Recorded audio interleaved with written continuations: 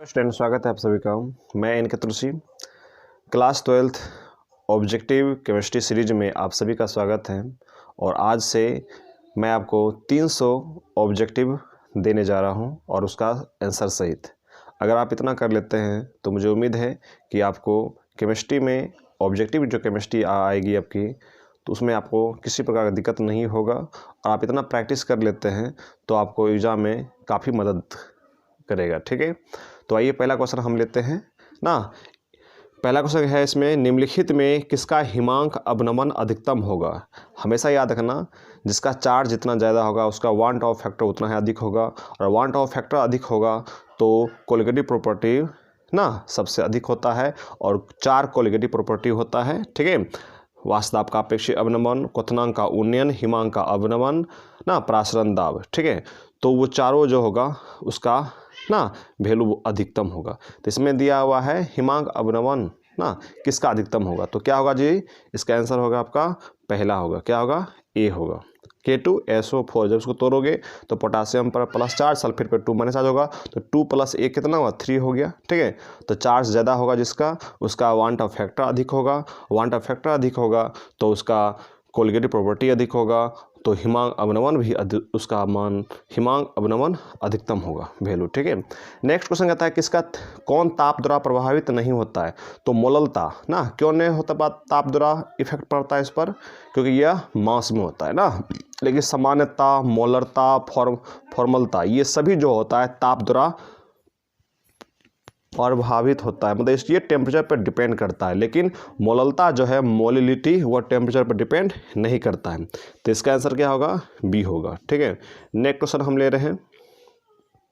अगला क्वेश्चन कहता है कि समान ताप और दाब पर किसी गैस का 1 मोल का आयतन कितना आता है, तो 22.4 लीटर होता है। ठीक है, हमेशा याद रखना।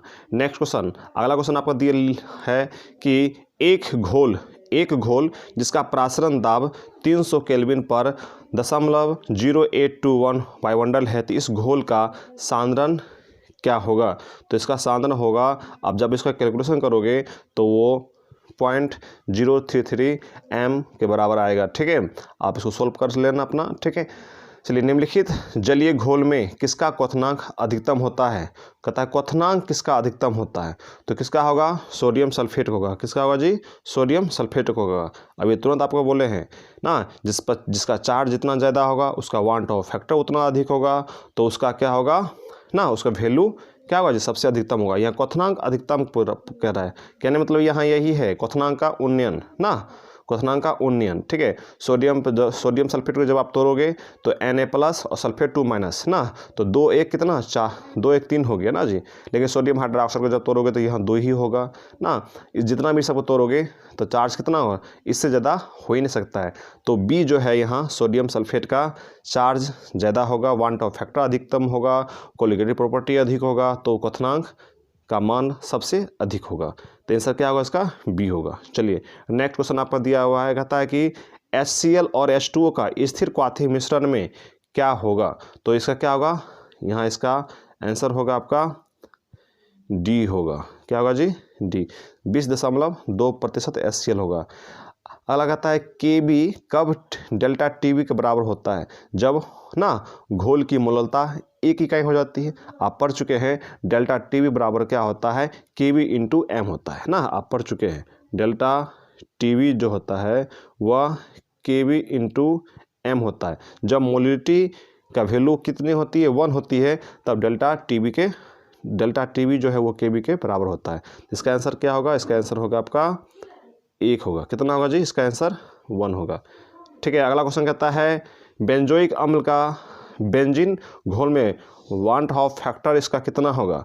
ठीक है ना, तो दशमलव कितना होगा, 5 होगा। कितना होगा जी, 0.5 होगा। ठीक है, नेक्स्ट क्वेश्चन कहता है जल के करापन का कारण क्या है, तो जल के करापन का कारण मतलब जल जल का करापन अगर जो मुख्य कारण होता है वो कैल्शियम और मैग्नीशियम के कारण होता है। मतलब इसका जो लवण होता है उसी कारण जल के करापन होता है। मतलब क्या, करवा खारा ना, करवा बोलिए या खारापन बोलिए। ठीक है, तो इसका मुख्य कारण यह है कैल्शियम लवण और मैग्नीशियम लवण। ये इसका ऑप्शन होगा, आंसर डी इसका होगा। नेक्स्ट क्वेश्चन कहता है समप्रासरी विलयन में समान होती है, क्या समान होती है? तो मोलर सांद्रता क्या होती है? समान होती है। ठीक है, समप्रासरणी या समप्रासरी विलयन में समान होती क्या होती है? तो मोलर सांद्रता होती है। नेक्स्ट क्वेश्चन कहता है कि 27 डिग्री सेल्सियस पर एक m बिलियन की प्रासरण दाब क्या है? कहने मतलब इसका ये है कि 27 डिग्री सेल्सियस पर 1 मोलरता बिलियन का प्रासरण दाब कितना होगा? तो 24.6 ATM होगा। ठीक है, आप इसको सोल्यूशन कर लेना, आपका निकल जाएगा। ठीक है, चलिए अगला क्वेश्चन है आपका वाष्प घनत्व का आपेक्षिक अवनमन समानुपाती होता है। किसके समानुपाती होता है? तो वह घुल के मोल प्रभाज के समानुपाती होता है। तो आइए हम प्रिंटिंग में मिस्टेक हो गया है, मोल प्रभाज होगा या मोल अंश होगा। ठीक है, मोल प्रभाज बोलिए या मोल अंश बोलिए, दोनों एक ही होता है। तो वाष्प दाब ना, वाष्प घनत्व का आपेक्षिक अवनमन जो समानुपाती होता है वह घुल के मोल फ्रैक्शन के समानुपाती होता है। ठीक है ना, आप पढ़े भी होंगे, इस चीज़ को आप याद होना चाहिए आपको ना। वाष्प दाब का आपेक्षिक अवनमन जो होता है, अवनमन, यहाँ थोड़ा मिस्टेक है प्रिंटिंग में, अवनमन होता है। ठीक है, तो ना वाष्प दाब का आपेक्षिक अवनमन, यहाँ लिखा हुआ है अवनयन लिखा है, मिस्टेक से है। ठीक है, आप इसको ठीक कर लेना, ध्यान में रखिए। आपेक्षिक अवनमन जो होता है वह घुल के मोल फ्रैक्शन के समानुपाती होता है। ठीक है, इसका आंसर क्या होगा? आपका ए होगा। चलिए नेक्स्ट क्वेश्चन आपका है यहाँ, ऊष्मा और विद्युत का अच्छा चालक कौन होता है? तो ग्रेफाइट सबसे अच्छा चालक होता है। ठीक है, नेक्स्ट क्वेश्चन आपका है विद्युत अपघटन का शोधन होता है। तो विद्युत अपघटन का जो शोधन होता है वह विद्युत शोधन में और विद्युत लेपन में, इसका दोनों आंसर होगा। क्या होगा जी? दोनों इसका आंसर होगा, ए और बी दोनों होगा। नेक्स्ट क्वेश्चन कहता है कि सेल अभिक्रिया स्वतः होती है जब डेल्टा जी निगेटिव हो जाती है ना। सेल अभिक्रिया स्पॉन्टेनियस हो कब होगी? जब डेल्टा जी निगेटिव इसका वैल्यू होगा। ठीक है, चलिए ना, हम कम समय में आपको सारे क्वेश्चन आपको इम्पोर्टेंट हम आपको देने जा रहे हैं। ठीक है, और अगर आप जानना चाहते हैं तो पूरा क्वेश्चन बैंक का सॉल्यूशन दिया गया है, पूरा कॉन्सेप्ट के साथ आप देख सकते हैं, उसका प्लेलिस्ट में भी बना दिया गया है ना, आप वहाँ से तैयारी भी कर सकते हैं। निम्न में से कौन सा एक अवरोधक है? तो डायमंड ना, डायमंड जो है वह क्या होता है? अवरोधक। मतलब क्या, ये विद्युत का कुचालक होता है उसमें ना, ये विद्युत का क्या था जी? कुचालक होता है ना, इंसुलेटर होता है। लेकिन ग्रेफाइट, सिलिकॉन, एल्युमिनियम क्या होता है? यह सुचालक होता है। ठीक है, कहने में तो क्वेश्चन पूछने का तरीका यही है, थोड़ा सा भाषा थोड़ा सा अलग इस तरह से बना के दिया है ताकि विद्यार्थी इसमें कंफ्यूज हो जाएगा, लेकिन आपको समझना होगा। ठीक है, अगला क्वेश्चन कहता है जंग लगने से बचने के लिए कौन धातु ऑक्साइड का बचाव सतह बनाता है? ठीक है, जंग लगने से बचने के लिए कौन धातु ऑक्साइड का बचाव सतह बनाता है? तो क्या होगा इसका आंसर? एल्युमिनियम। ठीक है, नेक्स्ट क्वेश्चन है आपका है प्रतिरोध के प्रतिलोम को कहते हैं, मतलब प्रतिरोध के व्युत्क्रम को हम क्या कहेंगे? चालकता कहेंगे ना जी। जिसकी प्रतिरोध का मान सबसे ज़्यादा होता है उसकी चालकता कम होता है, जिसका चालकता अधिकतम होगा प्रतिरोध का मान कम होगा। सीधी सिंपल सी बात है, प्रतिरोध जो होता है वो चालकता का व्युत्क्रमानुपाती होता है। नेक्स्ट क्वेश्चन आपका है प्रबल वैद्युत अपघट मतलब स्ट्रॉन्ग इलेक्ट्रोलाइट में तल का मान क्या होता है? तनु करने पर बढ़ता है ना।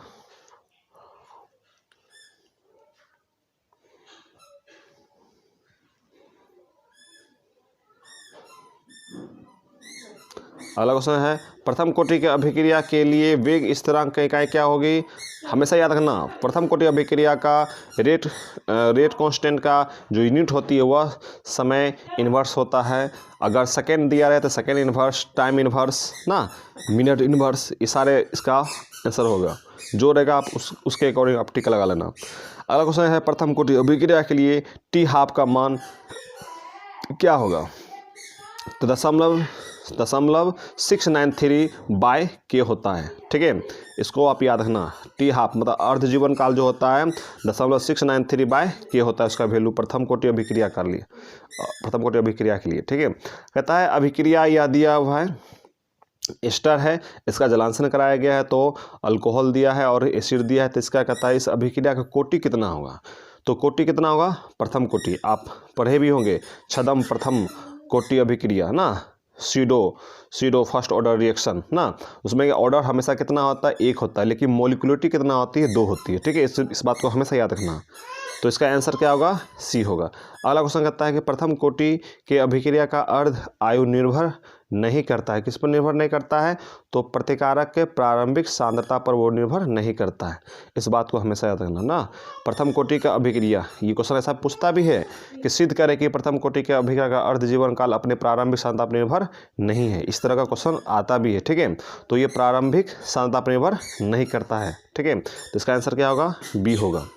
अगला क्वेश्चन है, कहता है आर्हेनियस का समीकरण है, तो कौन सा समीकरण होता है, तो k बराबर a इंटू ई के पावर जो होता है माइनस EA/RT होता है। ये आर्हेनियस का इक्वेशन होता है। इसका आंसर ये होगा। ठीक है, अगला क्वेश्चन कहता है कि प्रथम कोटि के प्रतिक्रिया का अर्ध आयुकाल मतलब हाफ लाइफ पीरियड जो होता है वो 10 मिनट है, तो प्रतिक्रिया का वेग स्थिरांक कितना होगा, तो 0.0693 होगा। कितना होगा, 0.0693 होगा। आप कैलकुलेशन करोगे तो इसका आंसर यही आने वाला है। ठीक है ना।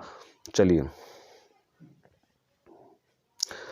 किसी अभिक्रिया के दर स्थिरांक की इकाई कितना होता है, mole litre inverse second inverse है। तो अभिक्रिया का कोटि क्या होगा, देखिए mole litre inverse second inverse जब भी होगा तो हमेशा याद रखना वह शून्य कोटि अभिक्रिया होगा, और शून्य कोटि अभिक्रिया का दर स्थिरांक का यूनिट होती है mole litre inverse second inverse. लेकिन प्रथम कोटि अभिक्रिया क्या होता है, सिर्फ सेकेंड इनवर्स होता है। ठीक है, तो इसका आंसर होगा आपका ए होगा। क्या होगा जी, ए, शून्य होगा। ठीक है, कहता है निम्न में कौन सी लायोफिलिक कोलाइड्स है, तो गोंद क्या होता है, लायोफिलिक कोलाइड्स होता है। ठीक है, इस बात को हमेशा याद रखना। ठीक है, ये क्वेश्चन पूछी भी हुई क्वेश्चन है ना। कहता है निम्नलिखित में ठोस मतलब सॉलिड समुदाय कौन है। ठीक है, तो संश्लेषित जेम होता है, वह ठोस होता है। ठीक है, संश्लेषित जेम। अगला क्वेश्चन है P2O5 अच्छा है एक क्या है, तो यह एक अधिशोषक है। क्या है जी, अधिशोषक है। अगला क्वेश्चन है कौन सी पृष्ठीय परिघटना नहीं है, कौन सी पृष्ठीय परिघटना नहीं है, तो इसमें जो होगा आपका वैद्युत अपघटन प्रक्रिया, वह पृष्ठीय परिघटना नहीं होती है। लेकिन जंग लगना, ठोसों का मिलना, समांगी उत्प्रेरण, ये सब जितने भी है पृष्ठीय परिघटना होती है। ठीक है, चलिए इसका आंसर क्या होगा, इसका डी होगा। कहता है इनमें से कौन कोलाइड घोल नहीं है, कोलाइड घोल नहीं है, तो वायु ना, धुआं, इंक, खून सब क्या, सब कोलाइडल सोल्यूशन होता है, लेकिन वायु जो है यह कोलाइडल घोल नहीं होगा। चलिए अगला क्वेश्चन कहता है कि जल में साबुन के कोलाइडिक कण होते हैं, कैसे होते हैं जी, तो ऋण आवेशित होता है, नेगेटिव चार्ज होता है ना। जल में साबुन के कोलाइडिक कण क्या होते हैं, ऋण आवेशित होते हैं। चलिए अगला क्वेश्चन है कोलाइड के व्यास का परास क्या होता है, कोलाइडों का ना व्यास का परास क्या होता है, रेंज क्या होता है, हमेशा याद रखना।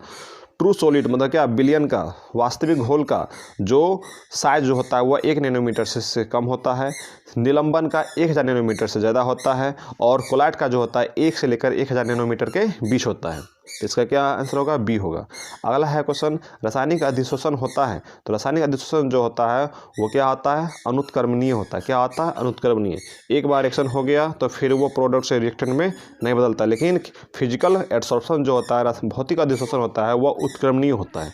ठीक है, चलिए अगला क्वेश्चन आपका है आयोडोफोर में एंटीसेप्टिक क्रिया का कारण क्या है, तो आंशिक आयोडीन और आंशिक इसका आंसर गलती है। ठीक है, इसका होगा आंसर होगा आपका आयोडीन मुक्त होकर निकलना। ठीक है, CH3 के एंटीसेप्टिक कारण क्या है, आयोडीन मुक्त होकर निकलना, ये इसका मुख्य कारण होगा। ठीक है, चलिए नेक्स्ट क्वेश्चन आपको कहता है कि कार्बन कार्बन एकल बंधन का लंबाई है, क्या होगा इसका आंसर, तो इसका आंसर होगा 1.54 एंगस्ट्रॉम होगा। ठीक है, नेक्स्ट क्वेश्चन कहता है इथेन में कार्बन का संकरण है, तो इथेन है ना, मतलब एल्केन मतलब क्या, सिंगल बॉन्ड ना, सिंगल बॉन्ड का जब भी संकरण होता है तो क्या होता है, sp3 होता है, डबल बॉन्ड वाला का sp2 होता है, और ट्रिपल बॉन्ड होगा तो sp होगा। ठीक है, इस बात को हमेशा याद रखना। जैसे इथेन है, इथेन का sp3, इथीन का sp2 होगा, और इथाइन का क्या होगा, sp होगा। ठीक है, कहता श्रृंखलन गुण सबसे ज़्यादा किस में होता है, तो श्रृंखलन गुण सबसे ज़्यादा किस में होता है, कार्बन को होता है, कार्बन में होता है। ठीक है, अगला क्वेश्चन है इलेक्ट्रॉन स्नेही अभिकर्मक है, तो इलेक्ट्रॉन स्नेही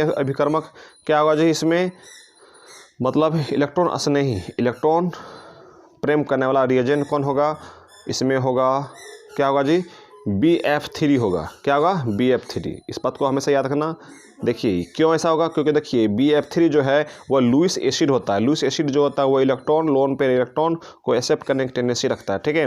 लेकिन यहाँ अमोनिया है, ये क्या है, लुईस बेस होता है, यह इलेक्ट्रॉन से नहीं है, विकर्मक नहीं होता है, ठीक है। इस बात को हमेशा करना। जैसे वाटर है तो वाटर भी जो होता है ये इलेक्ट्रॉन से नहीं विकर्मक नहीं होगा, यह क्या होगा, सिर्फ BF3 होगा, ठीक है।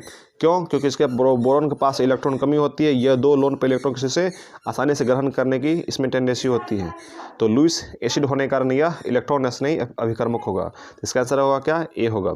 अगला है एल्कीन निम्न में से कौन सी अभिक्रिया देती है, तो वह योगात्मक देता है। क्या देता है जी, योगात्मक, एडिशन रिएक्शन देता है।